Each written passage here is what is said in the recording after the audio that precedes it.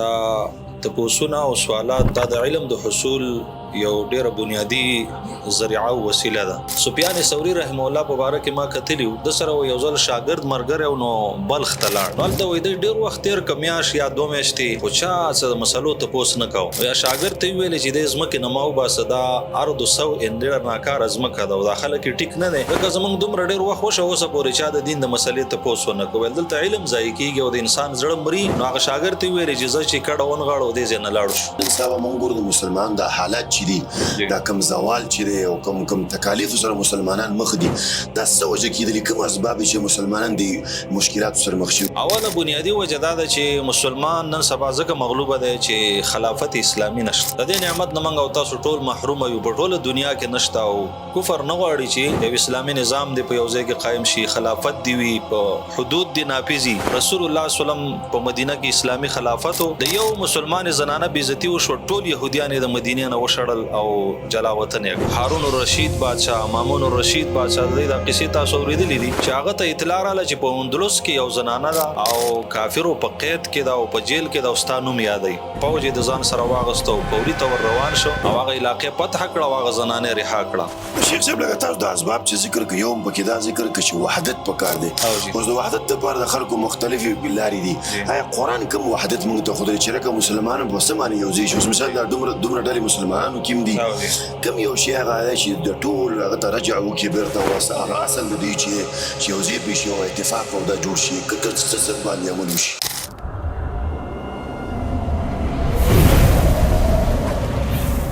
Don't forget to like, share and subscribe. Rana Studio Podcast. السلام علیکم ورحمت الله. محترم ورونو د رڼا سټوډیو پودکاسټ چې د سټوډیو نه بهر موږ راغلي او د بعضي علماو سره په مختلفو موضوعاتو باندې موږ خبرې کوو. ان شاء الله په دې سلسله کې موږ شیخ صاحب محمود جان ته دعوت ورکړی چې ان شاء الله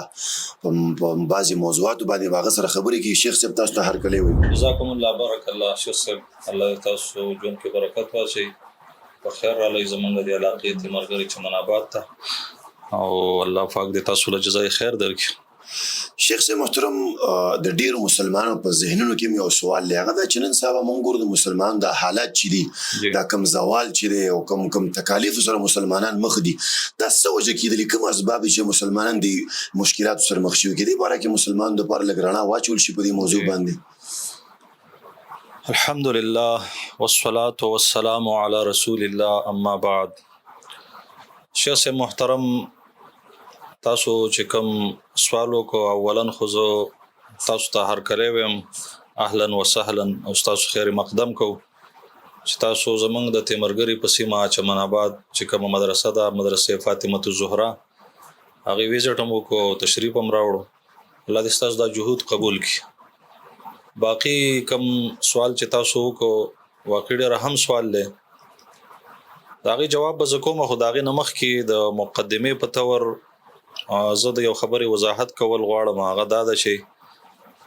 دا تپوسونه او سوالات دا د علم د حصول یو ډیره بنیادی ذریعه او وسیله ده. مې کله جامعه او مدرسه شروع کیږي د کال په ابتدا کې نو طالبانو ته د علم د حصول اسباب بیانو یو شل پنځیش نو کې به موږ یو سبب دا بیانو چې علم په څه حاصلېږي په تپوس باندې او دا تپوس د علم د حصول هغه اسانه ذریعہ ده چې دې نه بل اسانه ذریعہ نشته. قرآن کې الله په دې حکم کړی دی او رسول الله صلی الله علیه وسلم په دې حکم کړی دی. الله رب العالمین فرمایي فاسألوا اهل الذکر ان کنتم لا تعلمون چې تاسو به یو مسله نه پوهیدئ نو تاسو د علماو نه تپوس کوئ. او رسول الله صلی الله علیه وسلم فرمایلی دي انما شفاء العی السؤال چې د ناپوهه سړي علاج هغه تپوس ته چې د تپوس وکي. او علما کرام فرمایي حسن السؤال نصف العلم چې یو خط تپوس سړی وکي دا نیمه علم دی. صحیح البخاری کې د عائشه رضی الله تعالی عنها یو روایت اگر اغله د کتاب العلم کې د انصارو د زنانو صفت کړه چې نعم النساء نساء الانصار خې زنانه چې دي دا د انصارو زنانه دي ځکه لم يمنعهن الحياء من ان يتفقهن في الدين. حیا د دین من نه کړی چې د په دین پوهه حاصله کی. یو عالم نه چا تپوس کړی دی چې تا د علم په څه حاصل کړو هغه له جواب ورکړی چې بلسان سؤول وقلب عقول په داسې ژبه چې هغه ډېره تپوس کوونکي او په داسې زړه چې هغه ډېرې پوهې والی سمجداري. بهرحال تپوسونه دا هغه څوک کوي چې د هغو د دین سره شوقي او مینې غالبا تاسو به تجربه کې شیخ صاحب دا خبر راغلی چې زمونږ اهل حدیث ملګري خاص کر سړی نوی اهل حدیث شي هغه د دین په باره کې تپوسونه ډېر کوي. یاره په رکوع کې کم ذکر پکار دی سجده کې کم پکار دی جمعات ته سړی داخليږي څه به وایي کور ته داخليږي څه دعا به وایي. نو دا دلیل دی په دې چې د دې خلکو د دین سره مینه ده محبت دی. یعنی دا نور عام خلک تاسو ګورئ هغه 50 کاله 60 کاله تیر شي د دین په باره کې د یو عالم نه تپوس نه کوي ځکه داغو دا تصور نشته. سفیان ثوری رحم الله په باره کې ما کتلیو د سره یو ځل شاګرد مرګره نو بلخ ته لاړ نو هلته وایي د ډېر وخت تېر که میاشت یا 2 میاشتې خو چا څه د مسلو تپوس نه کوو. نو یا شاګرد ته یې ویلې چې دې ځمکې نه ما وباسه دا ارض سو ان ډېره ناکاره ځمکه ده او دا خلک یې ټیک نه دی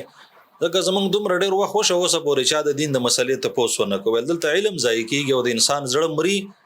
نو هغه شاګرد ته یې ویلې چې زه چې کډه ونغاړو دې ځای نه لاړ شو. نو به هر حال تپوسونه دا 2 قسمه تپوس دی بلکې 10 قسمه تپوسونه علامه شاطبی رحم الله په خپل کتاب کې لیکلي دي چې تپوس 10 قسمه دی. نو یو تپوس دا دی چې هغه ته سوال تعلمی وي بل ته تعلیمی وي ځان پوهه کول کله کله سړی ته یو مسله معلومه خو د بل د پوهه کولو لپاره تپوس کوي. نو ماشاءالله تاسو دا کم تپوسونه کوي دا تعلیمی سوالونه دي چې مسلمانانو ته یو پیدا ملاو شي د دین سوچ او فکر او داغو یو ښه تصور جوړ شي او اصلاح وشي. نو منګه د دې ان شاء الله خیر مقدم کوو او د دې حوصله افزایی کوو چې د سره زموږ مسلمانانو ته ډیره پیدا راشي. بهر حال دا تاسو چې کوم تپوس کو د وخت سره واقع ډیر زیات مناسب تپوس ته چې امت مسلمه د وخت کې انتهایی د مغلوبیت سره او د تنزل شکار دي. ارزه کې زموږ مسلمانان داغو وین ارزانه شوی د توی او علما د تنقیدونو نشانه جوړ شوی دي علما ویني تویږي عام مسلمانان د سیدي چې په ارزه کې د کفر زور دی او داغه تسلط دی خاص کر دا کوم حالات چې زمونږ استاد مخې تری د فلسطین او د بیت المقدس سړی زړه درد کوي او د سترګو نه د سړی غیر اختیاري اوخ کیږي چې دا څه حالات. نو د هر مسلمان په زړه کې دا یو سوچ پیدا کیږي چې را دي اسباب او عوامل سدي چېر مسلمان نن سبا کمزور دی حال دار چې د دور تیر شوی چې مسلمانانو په ټوله دنیا حکمرانی کوله خلافت په مدینه کې او په مکه کې د مسلمانانو یو تسلط چا غوږ نه شرفوله. نو د دې شیخ صاحب بنیادی وجوهات یو څه مختصر بیانوم. اوله بنیادی وجه دا ده چې مسلمان نن سبا ځکه مغلوبه دی چې خلافت اسلامی نشته د دې نعمت نه منغو تاسو ټول محروم یو په ټوله دنیا کې نشته او کفر نه غواړي چې یو اسلامي نظام دی په یو ځای کې قائم شي خلافت دی وي په حدود دی نافذي د دې نه بس د کفر او د مغرب الرجی د چپارځه کې د دې خبره کېږي نو هغه پوري تور داغه مقابله کوي او مخالفت کوي او خپل زور او طاقت استعمالوي. هغه د امام عادل کوم صفت چې حدیث کې راغله چې د عرش د سوري د لاندې به وکسان یو به امام عادل له نو دا منګه سی اروپا حدیثو کې خنن دور کې غالبا داغه وجود نشته او دا ډیره غټه علمیه ده او د خفغان خبره ده که چرته د مسلمانانو خلافت و نو مجال نو چې مسلمان دی مغلوب و مسلمان با په ټوله دنیا حکمرانی کوله. رسول الله صلی الله علیه وسلم په مدینه کې اسلامی خلافت د یو مسلمان زنانه بیزتی وشو ټول يهوديان د مدینه نه وشړل او جلا وطن او هارون الرشید بادشاہ مامون الرشید بادشاہ د دې قصې تاسو اوریدلې دي چې هغه ته اطلاع رااله چې په اندلس کې یو زنانه ده او کافرو په قید کې دا او په جیل کې دا استانوم یادې فوج د ځان سره واغستو پوری تور روان شو او هغه علاقې فتح کړه هغه زنانه رها کړه. منصور بادشاہ په باره کې د سرازي چې هغه تم دغه شان اطلاع شوی و نو هغه فوجونه د ځان سره واغستل او هغه زنانه رها کړول د مسلمانانو حکومت ته موجود او په مسلمان خزه د څوک لاس اوچت کی دا ابدا نشي کېده. تاسو ګورئ دا محمد ابن قاسم د سن علاقې ته راغلی دی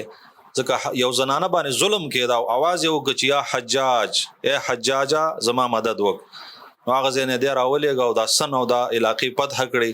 او دا مسلمان خور تعاون وکاو مدد وک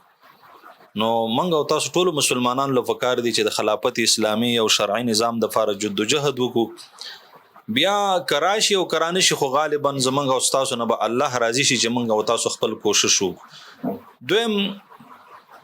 غالبا ما یو حدیث د دې خلافت په باره کې زما ذهن تراغه ابو امامه باهلی رضی الله تعالی عنہ فرمایي چې رسول الله صلی الله علیه وسلم یو پیشنګوئی ورکړي و چې لتن خزن عرل اسلام عروه عروه د دین اسلام د دې زنجیر نه به یو کړی خيږي کله من قضت عروه تشبث الناس بالتي تليها او چې کله د اسلام د زنجیر نه یو کړی ورځي خلک به چې دا خلاړه اوس دا بل راټینګ کوي نو په اولهن نقضا الحكم واخرهن الصلاه اوله کړی د اسلام د زنجیر نه چې ورځيږي نو هغه به حکم نه مراد علماء حکم به منزل الله ده خلافت به دنیا کې نه دا کړی وس ورزیدلې ده واخرهن الصلاه واخره کړی چې د اسلام د زنجیر نه ورځيږي ادا ده چې منځ به ختم شي. دویم امت مسلمه د وخت کې داغه د مغلوبیت او د تنزل او د ذلت بنیادی وجه شیخ صاحب آغا اعراض ته د قران کریم قران کې دا خبر الله واضح کړی دا ومن اعرض عن ذکری فان له معیشه ضنک چا زما د کتاب نه مخ واړو داغه ژوند دا بلند او تنګي تاسو ګورئ د کله نه چې مسلمانانو د الله د کتاب سره تعلق کم کړي دي دا د موبایل فتنه راغلي دا او نور مصروفیات راغلي نو مسلمان جون ورس په ورځ راتنګيږي او د تنزل شکار جوړي مسلمانان چې اوچتيږي ان الله يرفع بهذا الكتاب اقوام د قران په وجه الله ډېر قومونه اوچت کړي ويضع به اخرين او چې څوک ذلیل کړي د قران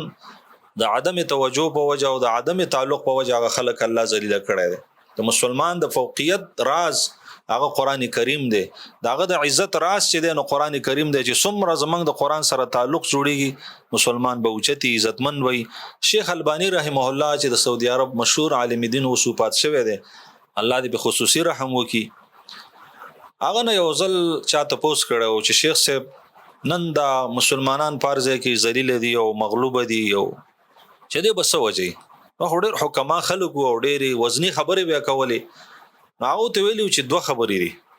د مسلمانانو د ذلت او د مغلوبیت یو وجه دا ده چې مسلمان د هغه وحی نه اعراض کړی دی چې کوم الله د قران او حدیث په شکل کې راځي دا علم نزد کوي جهالت به دین تاسو ګوري دنیا کې سونه عام او دا د قیامت علامه ده او دویمه وجه دا ده چې کوم مسلمانان سنا څه په قران او حدیث پویږي ناغي په عمل نه کوي عملی کمزوري موجود دا بنیادی وجه دي دوا د مسلمانانو د ذلت او داو د تنزل. علامه اقبال چې شاعر مشرق هغه په نوم باندې یادېږي هغه دا خبره کړې وه زمانه میں معزز تی مسلمان ہوکر په خوا زمانہ کې چې مسلمان عزتمنو د قران په وجه او موږ چې خوار او ذلیل وجه دار چې قران منګه پرې خېده درې وجه غالبا ما تداخکاری د مسلمانانو د مغلوبیت او د تنزل چې د جهاد مقدسه فریضه دا منګه پرې خېده او دام بدنامه کړې ده جهاد چې دا یو مقدسه فریضه و دي د خلکو د دهشتګردۍ نوم ور کړی نن تاسو ګورئ د دنیا حکمرانان مسلمان امت مسلمه د فلسطین مسلمان په باره کې د ارچا خلی بندري طالب د لګیدلې د څو غږ نه کوي که چرته منګه د جهاد فریضه تازه ساتلې وي نو الحمدلله په مسلمانانو باندې ظلم نه کېده دا اهونه او جړاګان او فریادونه بن راتله بل وجدار د مسلمانانو د مغلوبیت چې غالبا منګه هغه حب الدنیا وکراهیت الموت چوتوي دا صفات په مسلمانانو کې راغلي هغه حدیث کې دی رسول الله صلی الله علیه وسلم او فرمایل چې یوشک ان تداعى علیکم الامم کما تداعى الاکلۃ الى قصعتها نجديري چې د دنیا کافر بستاسو خلاف یو بل ته دعوت ورکی لکه څنګه چې کاسه کې روټي ماته شي او आवाज وشي لکه راځي روټي تیار ده اور طرف نه پیملی شروع شي صحابه کرام وی یا رسول الله من بلګي ول نه تاسو بډېره وي او تاسو غصه ان کا غصه اسل د سی ویل لکه دریاب هغه خزل او د سیلاب خزله او تاسو د دشمن د سینې نه بستاسو روب الله وباسي او تاسو په ژوند کې به وهن واچیل شي صحابه کرام یا رسول الله وهن سره وي حب الدنيا وکراهیت الموت دا حدیث واقعي چې منګ او تاسو لولو نو دا د دې زمانه سره بالکل فټ دی چې مسلمانانو دنیا سمینه پیدا شوی د مرګ بدګنی په دې وجه د مغلوب دي او بل وجه هغه دا دام یو حدیث کې راغلی دا اذا تبايعتم بالعينه چې کله تاسو سودی کاروبار شروع کړئ واخذتم اذناب البقر ورزیتم بالزرع او تاسو د غواګانو لکۍ ونیسئ په فصلونو او زمیدارو راضي شئ وترکتم الجهاد او جهاد پرېږدئ نو الله په تاسو باندې ذلت چې دی دا مسلط کی او دا باغ پورې نه کېږي څو پورې تاسو خپل دین ته واپس شوي نه د دین مجاهدې ته واپس شوي نه وئ. بله وجه دام ده چې موږ د مغرب نه ډېر زیات متاثر یو زموږ مسلمانان بس په میډیا باندې چې چرته یو غیر مسلم څنګه لباس واغوستو څنګه هیئت او شکل یې جوړ کړ څنګه داغه د مزل تګو دو دی دا مسلمانانو ته ښه ښکاري او په سنت طریقو کې موږ ته ځان بد ښکاري نو دا تاثر د غرب نه د مغرب نه د اغیارو نه د مسلمان د تنزل وجه د عمر رضی الله تعالی عنہ ویلیو وی كنا ازل قوم فاعزنا الله بالاسلام موږ ډیر ذلیل قوم خو موږ ته چې عزت ملاو شوی دی د اسلام په وجه ملاو شوی نو په مهما نطلب العزه بغیره ازلنا الله اوس که چرته موږ عزت د دین اسلام نه علاوه په نورو طریقو کې وکړو نو الله به موږ بیرته ذلیلېږي ان د ذلت بنیادی وجه دا بیان کړی دا او د بخاری حدیث ته وجعل الذلة والصغار على من خالف امر چې ذلت ظاهری او باطینی دا چا په مقدر کې چې څوک زما د طریقو خلاف ورزي بل بنیادی وجه شیخ صاحب دا چې د مسلمانانو وحدت او اتفاق نشته چې چرته د مسلمانانو کې وحدت وي د مسلمانانو حکمرانانو یو منظمه وي یو اتحادیه وي نو غالبا کافر به مغلوب وي مسلمان به غالب وي د تبع عزت وي نو په کار دا چې منګ او تاسو خاص کر علما او حکمرانان او عوام داغو په مابین کې وحدتي داغو یو مشورې داغو یو قیادتي نو مسلمان تبع الله پاک عزت ورکی شرف باور کی نو د ذلت نه چې منګ او تاسو خلاصي وو په دې بخلاصي وو چې موږ د خپل ځانونو اصلاح وکړو دعوت ال الله د قران او حدیث چې کوم سپیشل دین دی داغه دعوت شروع کو دا د عزت لار ده او د قران سره تعلق خپل مابین کې وحدت د دنیا محبت د زړونو نه استل د جهاد مقدسه فریضه هغه ته په خنه نظر باندې قتل دا سیدا ډیر اوږد بحث ته خدا یو سو اجمالی خاکه په تور یو سو اسباب ما ویل چې د وجه مسلمانان مغلوب دي الله دې د ټول امت مسلمه په منځ کې وحدت پیدا کړي او دغه مظلوم مسلمانانو چې فلسطین کې هغه چغي چغاري و یو دنیا په خاموشه ده الله دې دغه غیبی امداد وکړي جزاكم الله خيرا. شیخ صاحب لکه تاسو ویلي چې د تنزل نه د وتل لپاره یو سبب دا دی چې اسلامي او نظام موجودي ډیر خلک د دې لپاره کوشش کوي څوک ویل کا ماته کته ووټ راکې بل لارې اختیاري دا اسلامي نظام دراتلو لپاره الله مونږ ته کوم لار خو دې شرکت دغه لارې اختیار کوي دا نظام به تاسو ته درکوم او دې وخت کې لکه اسلامي نظام علما ویلي دي چې دا خلافت موعود دی امام ابن قیم رحم الله دا خبره کړې چې دې وعده الله کړې دا خدا صلاحیت غواړي چې د بندگانو کې صلاحیت پیدا شي هغه صلاحیت به څنګه پیدا کیږي اول د خپل ځانونو اصلاح څنګه چې سوره بقره کې الله دا ترتیب خوده له تهذیب النفوس لس خبري ذکر کړی دي چې تاسو په دې د ځان اصلاح وکړي او قران کې الله فرمایلی دی ایه الذین آمنوا علیکم انفسکم تاسو باندې خپل ځانونو اصلاح لازم ده نو چې زه د ځان نشورو کم زه خپل اصلاح وکم تاسو خپل اصلاح وکي بل مسلمان خپل اصلاح وکي نو حالات به سازگار شي به دویمه پریزه زمنګ د خپل اصلاح نه بعد چې موږ د نورو مسلمانانو اصلاح مدرسې درسونه او د هفتوار اجتماع او ماهانه اجتماع امام ابن قیم رحمه الله ویلي چې د الله د حکمت نه دا خبره خلاف ده چې په نه اهل خلکو د عمر ابن عبد العزيز رحم الله په شان خلیفہ راول چې څو پر خلکو کې شیخ صاحب اهلیت پیدا شوه نه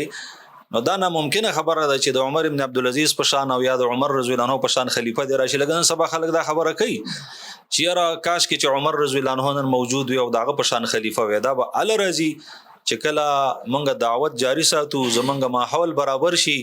ځکه چې عوام هر کله اسلامي نظام غواړي نه په خپل بدن کې راوستي نشي ډېر خلک د اسلامي خلافت او اسلامي نظام د پاره چغي وي خپل ګیره نشي برابرولې خپل پنسي نشي راپورته کولې هغه جمعات تتلې نشي نو تبا څنګه په دنیا کې نظام راولي او یو د اسلام مسلمانانو قیادت به څنګه وکي نو داغه د لپاره بهترین ذریعہ اول د خپل ځان اصلاح ده به دعوت ده او به په اخیره مرحله کې داغه د لپاره شریعت jihad خودلې جی شیخ صاحب لکه تاسو د اسباب چې ذکر کوي یوم پکې دا ذکر کوي چې وحدت پکار دی اوس د وحدت لپاره د خلکو مختلفي لارې دي هغه قران کوم وحدت موږ ته خودلې چې لکه مسلمانانو په سمانه یوځي یوځای شي. اوس مثال دا دومره ډلې مسلمانانو کې دي کوم یو شی هغه چې د ټول هغه ته رجع وکړي بیرته او بس هغه اصل د دوی چې یوځای به شي او اتفاق او دا جوړ شي څه باندې عمل وشي. دا خو جی واضح خبره ده. سورہ نساء کې الله فرمایي یا ایها الذین آمنوا دا په ان تنازعتم فی شیء فردوه الی الله والرسول. کستاسو په یو مسله کې جګړه راشي د دین مسله ده د دنیا ده نو الله او رسول طرف ته واپس. اختلافات په دې ختمي چې کله منګ او تاسو په مسایلو کې رجوع قران او حدیث الله او رسول ته کو. نن سبا زموږ مسایل ولې نه حل کیږي؟ دا غي بنیادی وجه ده چې منګه مسلې قران او حدیث ته نه دي پیش کړي. نو د وحدت دراتلو د فارا دا علاج رسول الله صلی الله علیه وسلم خودلې دی چې تاسو قران او حدیث ته همیشه مراجعه کوئ. حق پرس علما ربانیین علما دایته تاسو په مسایلو کې رجوع کوي. لکه نن سبا خو انبیا نشته د انبیا او حقيقي وارثان هم د علما دي. چې کله موږ دوی ته مراجعه کوو نو ان شاء الله د مسلمانانو منځ کې به وحدت راشي او د وحدت ډیر زیات برکات. تاسو ګورئ رسول الله صلی الله علیه وسلم چې وکله سفر ته تعمیر به مقرره دا ولی دا د لپاره چې اختلاف نه کله د خزې او د خاون په کور کې جګړه رااله شریعت دا ویلي چې حکمین د مقرر شي. ولی که د خزې او خاون اختلاف به حال پاتې شي د سره خاندانونو تبا کیږي کلی او علاقې تبا کیږي. تاسو ګورئ په د احد کې دغه اټالمیه چې راغلی دا او شکست مسلمانانو خوړلې دي دا د اختلاف په وجه چې د امیر خبره نه ده منلې شوی. ثمره المیر علی د الله نبی زخمی شو 70 صحابه کرام هغه شهیدان شو. دا د بی اتفاقی وجوا او د ليله القدر د برکاتو نه چې منګه محروم شيو. یعنی رسول الله په دې نیت راوته چې مسلمانانو ته وخی چې دا پلان شپه ده خو دوه مسلمانانو جګړه وکړه نو داغه په وجه باندې هغه تعین چې د اوچت او د جمعو ته چې موږ حاضری وو جمعې مانځل راځو د حج اجتماع د ټول د دې لپاره چې مسلمانانو منځ کې وحدتي د یو بل د حال احوال نه خبر شي نو داغه به ډیر زیات برکات په معاشره باندې او داغه په وجه په دنیا هم زمونږ او تاسو خو او اخرت بم خي.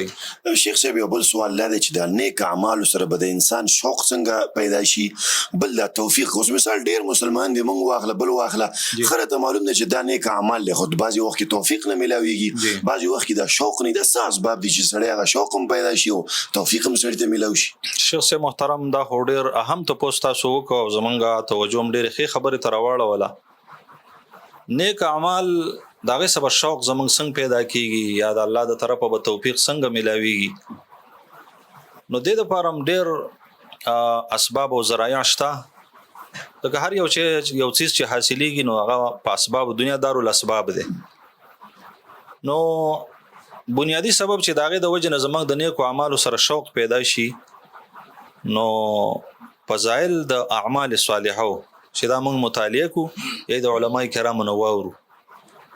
ځکه دا انسان داسې مزاج الله ورکړی چې د حریص ته په پیدا باندې چې د یو شی پیدا او تخکار شي دنیا یا اخروی نو پای کې به د دلچسپي او رغبت ډیری.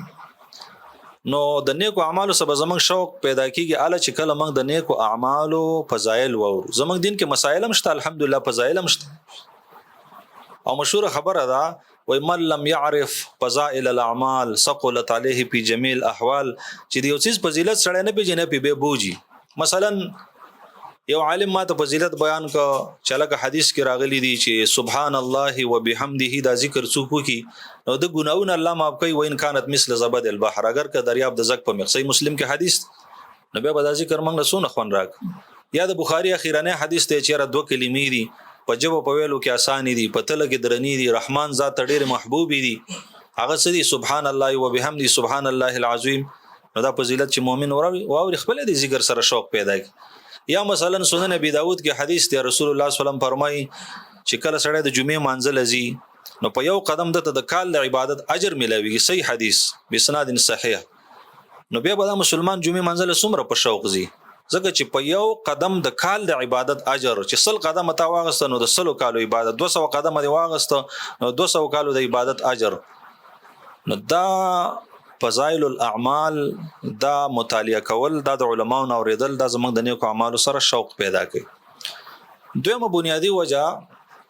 چې د نیکو اعمالو سره زمونږ شوق پیدا شي یا الله تعالی توفیق راکړي نو هغه دعا ده چې موږ د الله نه وغواړو چې الله تعالی موږ د نیکو اعمالو توفیق راکړي. ځکه دا د سبب دی چې الله پکې موږ استعمال نکي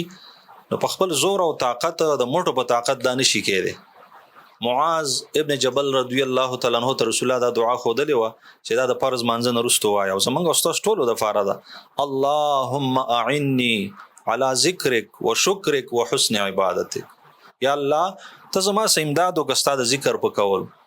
ستا د شکر په ادا کول وحسن عبادتک او ستا په خسته بندګۍ باندې ان دا دعا چې دی وکړه نو غالبا الله مهربان ذات دی تعالی به د نیکو مال او تعالی او ټول مسلمانانو له نیکو اعمالو توفیق ورکړي نو دعا د الله نه غوښتل پکار دی او بل علما وایي چې قصر العمل خپل امید را لړن کوي نن سبا چې غالبا مسلمانانو د نیکو اعمالو سره دلچسپي نشته نو بنیادی وجه دا چې زمونږ امیدونه وګد شي زه واخلا ډیر دی چرته اخیره کې به حج لاړ شو عمره له لاړ شو څوک وي تبلیغ کې بلاړ شو بیا به توبه وباسو کنه نو سلف بویدا ویل چې ذات طال العمل سا العمل چې امید وګ چې به عمل خرابي د الله د نبی حتی الوسه کوشش داو چې د صحابه کرامو امید را لړن کی چې کله سړی دا وګڼي چې زما دنیا کې وخت کم دی عمرم دغه د درنګ ساتله هم خپل نیک اعمال کوي نو قصر العمل دغه د لپاره بنیادی وجه ده او بل مجاهده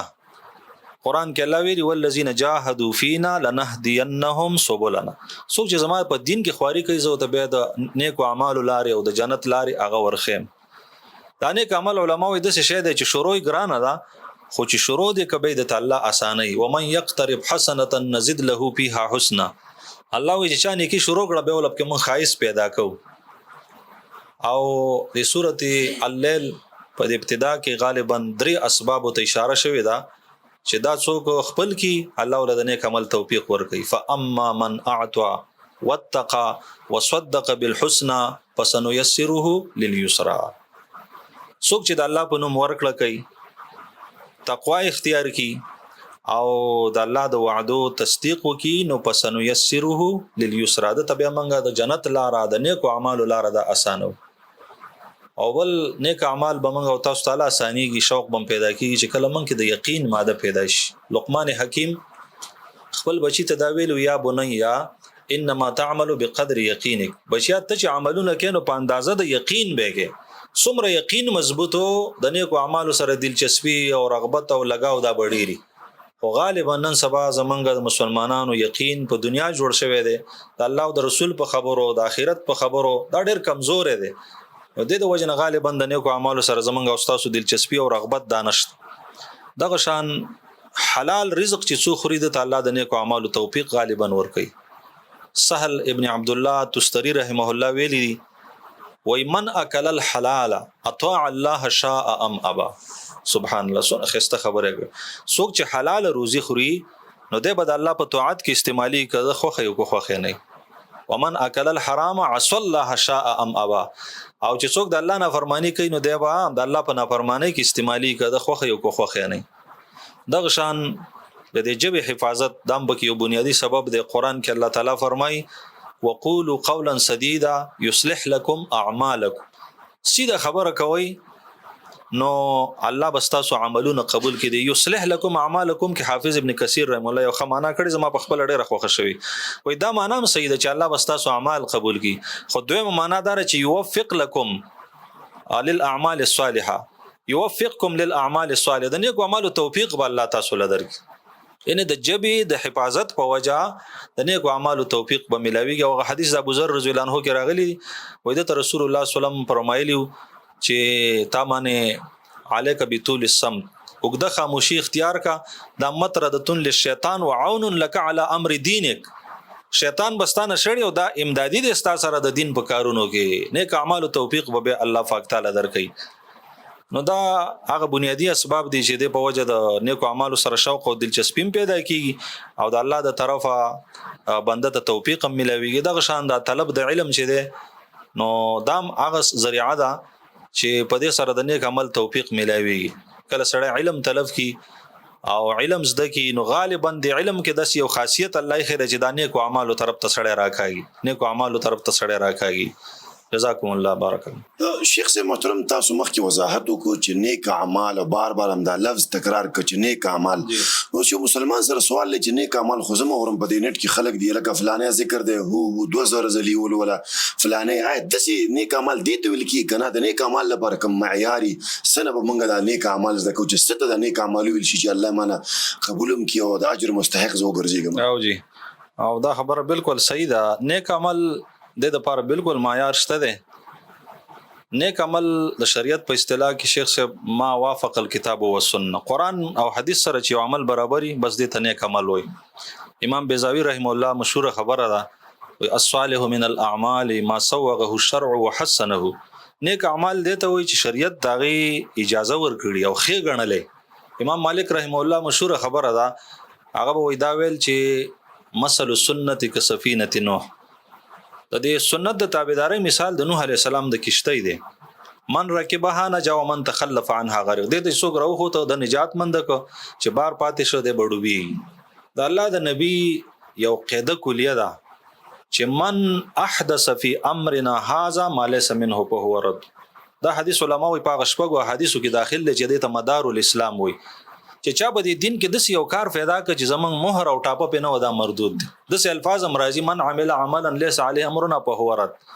نو چې د الله د نبی په طریقه نو د صحابه کرامو په طریقه نو قران او حدیث سره یو عمل برابر نو دغه نیک عمل نه ده. خود ساخته طریقې د پیرانو د بریلیانو د شیعاګانو غالبا هغه مشهور خبره ده وای اندستړی والله ناراض. د دې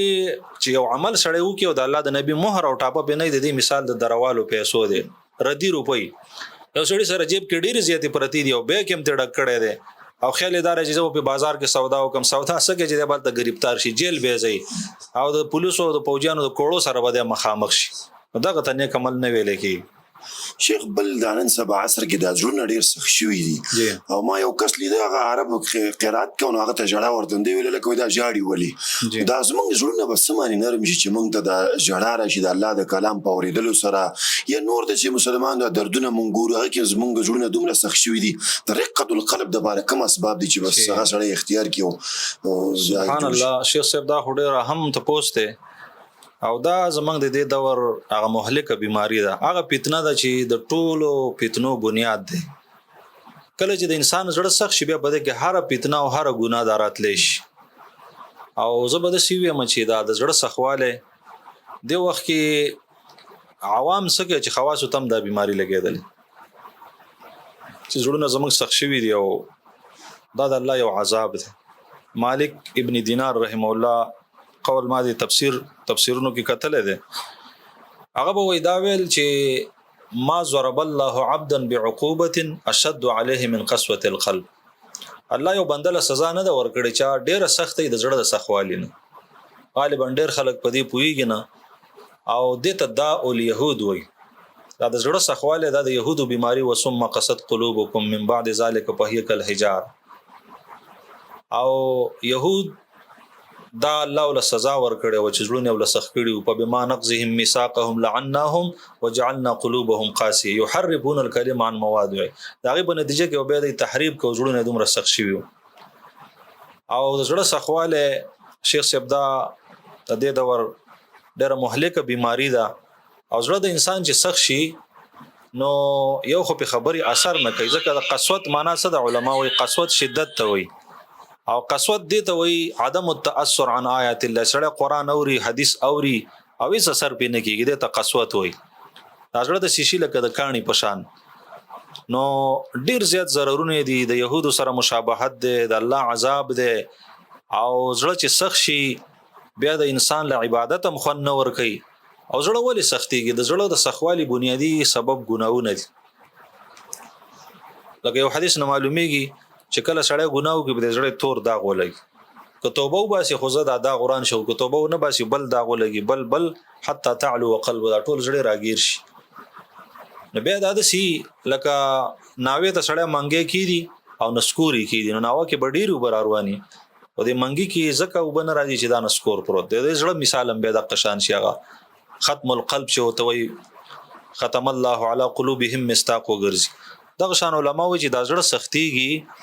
د ډیرو خبرو په وجه عیسی علیه السلام به دا ویل چې خلکو د الله د ذکر نه بغیر ډېرې خبرې مه کوئ ځکه دا زړه سختي او د الله په بندگانو کې د الله نه ډېر لري هغه انسان دی چې هغه قاسي القلب وي بد نظری د انسان زړه سختي او حرام خوري د انسان زړه سختي دا ډېر خوبونه او ډېر خوراکونه ډېر ملاقاتونه دا د انسان زړه سختي نو علاجم الحمدلله په قران او حدیث کې موږ ته خوده شوی دی ډېر علاجونه دي خو زبط یو څو هم د اسانۍ لپاره چې زمونږ استاد زړونه به څنګه نرم شي نرم زړه د الله یو نعمت دی صحابه کرامو باندې الله خپل احسان او پیرزو ذکر کوي په بما رحمت من الله لنت لهم دا د الله تعالی مهرباني او ای پیغمبر چې د صحابه ته الله ته نرم کړي وي ولو كنت فظا غليظ القلب لانفضوا من حولك كتب الزبان و سخزړې وي دا معاشره به است منتشر شوی دا صحابه واستانه خوار شي وي نرم د ګوره د مسلمانانو باندې مصايب الله ولې راولي دا د لپاره چې دا نرم زړونه د الله خوښ دي چې د زړونو کې رقت او نرمي راشي زړه په څه نرميږي د لپاره یو دو حدیث بزویم یو حدیث کې دا راغلی رسول الله صلی الله علیه وسلم ته یو مسلمان شکایت وکړي چې زما زړه سخت نو د الله نبی ته او فرمایل چې ته دوه کار وکړه اطعم المسكين یو مسکینانو باندې طعام خوره وامسح راس اليتيم او د یتیم په سر د شفقت لاس کې الحمدلله تاسو دارالیتام چلوي دلته ما پرون چې تاسو ما سره رابطه وکړه تاسو ول چې مدرسه کې یتیمانان غریبانان طلبای چې موږ سره تعاون وکړو نو دا د زړه د نرمۍ لپاره بهترین سبب دی او رسول الله صلی الله علیه وسلم ویلي چې زاو د یتیم پرورش کوونکې په جنت کې دا سیدا دوه غوتی اوچته نو ول د یتیم په سر باندې لاس راکاګا نو یلن قلبک وتدرک حاجتک زړه باندې نرم شي خپل حاجت پته راګیر دویم حدیث هغه د حدیث کې راغلی رسول الله صلی الله علیه وسلم او صحابه کرامو ته ویل چې زړونو ته زنګ لګي څنګه چې وسپنې ته زنګ لګي ول یا رسول الله د صفای طریقې څه ده ول دوه کار کوي یو د قران تلاوت ډیر کوي یو من به ول د انسان زړه نرموي او تلاوت چې څو ډیر کوي د انسان زړه نرموي الله نزل احسن الحديث كتابا متشابها مثانيا تقشعر منه جلود الذين يخشون ربهم ثم تلين جلودهم وقلوبهم الى ذكر الله یاد کړه قرآن یو صفات بیان شي یو صفات دار چې قرآن زونه نو د عربی کتاب سید ابن حزر رضی الله عنه مبارک راضي هغه بداوی چې کتري وختونه به څه مال ما غراوي زما یقین دی چې زه به جنت کې او رسول الله په خطبه په ټیم کې بل یو مسلمان جنازې پسې چې رواني او دریم چې کله زه د الله کتاب لولم چې ما زړه انتهایی نه څنګه او تاسو د ځان جایزه واري چې واقعي تلاوت په وخت کې څنګه جوړ کړي قطر نه پیدا کیږي قرآن دا هغه عجیب او مؤثر ترين کتاب دی چې دا زړه انسانانو نرمي سلام یو عالم ویلي وایي چې دا اصلاح په قرآن و نشو او د مرګ په یادولو و نشو د اصلاح په بل شي باندې ممکن دی چې وشي څلور اسباب شو فیزم زړه په دې باندې نرمي وي چې من او تاسو جنازو ته راځي هم دردار علماء هغه فرمایل چې جنازو ته حاضرې دي او د بیمار ته پوس کوي او دا اخرت چې دا تاسو یو ډول سره وستا سجون نه دی بیمار ته پوس جنازې ته حاضرې دي اطلاع علی القبور نو دا هغه اسباب دي چې په دې باندې سلو د انسان دا راوړي بیمار هسپتال ته څنګه لاړ شي چې خپل ماته رسېږي چې لاس ماته چې دماغ کار نه دی او بیمار خواله چې ورشي نو دماغ باندې چې راځي دعا او کې چې الله منځو لاسه فرمایي سره الله حمد دې دا دعا بو چې الحمدلله الذي فضلني على كثير ممن خلق تفضيلا زما نرمش جنازې ته سره لاړ شي سره کې رقت او نرمي پیدا شي دا شان د انسان د زړه د نرمۍ لپاره استغفار ویلو دعاګانې ډېرې کول دا د انسان زړه چې د نرمۍ او خاص کر حدیثو کې یو باب راځي صحیح البخاري کې کتاب الرقاق وتوي هغه حدیث چې د انسان زړه نرمۍ د مشکات شریف کې نشته خاص کر دا حدیث سره متعلق یا یو عالم بیان ځان ته ولګي درس او دا وایي ان شاء الله دې سره زړه کې ډېر نرمي پیدا کیږي او د زړه د نرموالي ډېر کوشش وکړ دې ځکه چې تجربه زموږ استاد نرم نشي ویل الله په اور نرمي خلقت النار لاصابه القلوب القاسيه او وی د دې لپاره کله چې صح دې په الله وی چې دنیا کې په قران نرم نشو په حدیث نرم نشو علماء په وعظونو نصیحتونو نرم نشو دا به د جهنم په اور باندې نرمي هغه ویل کې الله رب العالمین زموږ د استاد لونه کې قتل قلبي پیدا کړي شیخ ډېر ممکن د انسان نظریه شي کوشش کوي چې بیرته ماته د نعمتونو واپس کوم اسباب سره اختیار کړي د نعمت هغه واپس شي کوم لار شریعت خودري زموږ الله سبحانه وتعالى انسان واپس کړي هغه بیان شي ان شاء الله. عجیب تو پوسټ شیخ صاحب د خبرې مقصد دا دی چې بالکل الله بندله نعمت ورکړي علم ورکړي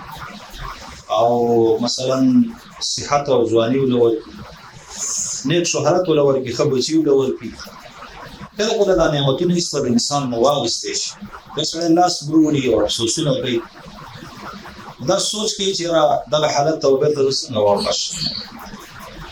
دا قانون یاد وساتئ چې الله قانون د سره په قرآن کې بیان کړی دی په درېزه سورۃ الرعد کې او نور ځایونو کې چې ان الله لا یغیر ما بقوم حتى یغیروا ما بانفسهم چې الله چې یو نعمت ورکړي الله یې کوي علي ته چې انسان شکر وکړي الله د خپل جود د وجې ما او خپل مهرباني د وجې نعمت ته چانه نه او علي د ناشکرۍ په وجه باندې نو غالبا زما سوچ دا دی چې کوم نعمتونه موږ تاسو نه واستې شي دا د واپسې د پاره بنیادی علاج شکر شکر په اړه کې علماء ویلي دي الشکر فعل المفعول وقيد الموجود کوم نعمت چې تاسو سره دا بدل باقی وساتي او کوم نعمت چې تاسو ځای شوی دا بدل بیرته ښکار کوي سورۃ ابراهیم کې الله عمومي اعلان کړی لئن شکرتم لازیدنکم ولئن کفرتم ان عذابی لشدید چې کله تاسو ما د نعمتونو شکر راکوئ به تاسو د وخت په وخت ډیرو او یاد ساتئ چې ناشکري وکړئ نو زما عذاب ډیر او شکر یو عجیب نسخه ده علماء وایي چې په دې باندې اغوستې شوي نعمتونه الله بیرته واپس کوي ان څومره خو بیا د تاسو په سوچ وکړئ لئن شکرتم لازیدنکم تاسو ما په نعمت شکر ادا کړئ به نړۍ په نعمت د علم موږ او تاسو شکر ویست الله کوي په حلال مال شکر ویست الله به راوړي یو نیک شهرت الله درکړي په هغه شکر ویست نور وینځ الله لري خاص طور په دې نعمت د ایمان سبحان الله چې موږ شکر ادا کړو دا امر الله لري نعمت د ایمان دا پر الله وخت په وخت دی نو یو بنیادی ذریعہ غالبا دا استشون نعمتونو د واپس کولو لپاره شکر وین کوم او تاسو غواړئ چې استشون نعمتونو الله مونږ ته واپس کړي هغه علاج توبه انسان چې نعمت او استحقاقي دا د ګناه په وجه باندې دا تیار رزق انسان محروم کیږي د ګناه په وجه عبد الله بن مسعود رضی الله عنه علم د انسان د شیخي د ګناه په وجه باندې ما نزل بلاء الا بذنب وما رفع الا بالتوبه غالبا علي رضی الله عباس رضی الله عنه یانادا چې دنیا په هر مصیبت چې راځي د ګناه په وجه راځي او دا بنو چې دي مگر په توبه سره سبحان الله څومره وزنی خبره ده مرض او علاج المرض ډول به ذکر په دې سوره قلم کې واقع الله ذکر کړی دا باغ والو چې الله دوی د باغ ور کړو او د دې کسانو د خپل وې نیک سره چې باغ آمدن باغانه به درېزه په څه کو تراوړو سره مسکینانو ته پر څه په دې باغ کې او چې به شومان و چې هم کار سره او دا چې په غریبانو پوړي وختي لا چې غریبانو خبرې دی او مونږه سبا نیوي کو تراوړو پټ پټ خبرې کولې او الله شان د وګړو چې څوک وي خلک محروم کوي الله دې محروم دا یې څونه مخکې ربا باندې عذاب راغلی دی وغیره شي چې دا وایي دې نه خطا شي مش الله خطا کړي نه خو بس مخرج غریبانو محروم کول الله محروم کوي بیا وې دې دا خبر او کړه دا واقعي په اخر کې عسى ربنا ايبدلنا خيرا منها انا الى ربنا راغبون امید دې زمونږ رب ته چې دې باور موږ غوړ راکې موږ الله طرف سره کوو په دا اوسه کې بعض علماء توقف کړی دی حسن بصری رحم الله او قتاده وی چې رمنډي کوي چې دا توبه ده کنه خو نور علماء وی چې دې کسانو توبه وستا ابن مسعود رضی الله عنه په یو قول کې چې دې کسانو توبه وستا او د دې باغ په بدل کې الله خپل باغ ورکړ چې دې انګور یو غونچر دا به په کچر او خربانه باندې دوی سبحان الله دې توبې په وجه الله پاک په تعالی نعمت دې ته واپس هغه نو زمونږ استادو کې عزت کمې ده مال کمې ده بل څه نو تاسو نقصان کړی توبه الله توبه بیرته تا عزت الله واپس کړي او درې علاج هغه دا دی چې موږ تاسو دعا د الله نه وکړو دې دعا سره تقدیر بدلي علماء وایي چې د یو نسخه چې پاره زموږ استاد دنیا مشکلات هم حل شي د آخرت مشکلات هم حل شي دا نه زموږ دعا ان شاء الله چې سره دعا وکړي نو کې دې شي کوم صحت ته الله بس دې بیرته ولور علم تیر شوی بیر به الله زینت کوي یا مثلا بل نعمت ته الله بس دې کو چې کله دې دعاګان بار بار وړي او خاص کر دې وختونو کې چې هغه مستجاب اوقاتي ان شاء الله الله نو امید دې چې راغلی استشي نه نو کنه وته الله دې توفیق یا محترم ملګرو جزاک الله خیر چې تاسو ته مونږ وخت راکړو دا بهترین جوابونه چې تاسو مونږ واورېدل الله سبحانه وتعالى هغه مؤمنان اول چې دا پودکاسټ زموږ اوري دې باندې عمل کول توفیق او ورکړي ان شاء الله یو ځل بیا یو نوی شیخ سره بل پودکاسټ کوو او السلام علیکم ورحمۃ الله وبرکاته. Don't forget to like, share and subscribe Rana Studio.